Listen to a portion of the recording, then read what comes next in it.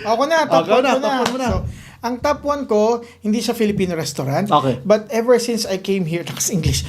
Simula nang dumating ako dito sa Abu Dhabi back in 2012. So yun yung pangalawang restaurant ko saan na-introduce sa akin ng kapatid ko nung una akong dumating dito sa UAE. So walang iba kundi ang Zahrat Lebanon. So dati siyang Lebanese flower restaurant. Ang kilalang branch niya ay nasa Defense Road, malapit sa Al-Wada Mall, malapit sa Abu Dhabi Bus Station. Lahat po ng akala ko Arabic siya. Well, Lebanese food pala talaga siya. Lebanese restaurant siya. Lahat ng Lebanese dishes nila na natikman ko doon. Shawarma, kibbeh, ano yung paborito natin? Yung merong shop sa may pinagtatrabahuhan natin. Shawarma? Hindi, yung falafel. Yung mga kebabs nila, yung mixed grill nila. Lahat napakasasarap. Restaurant grade.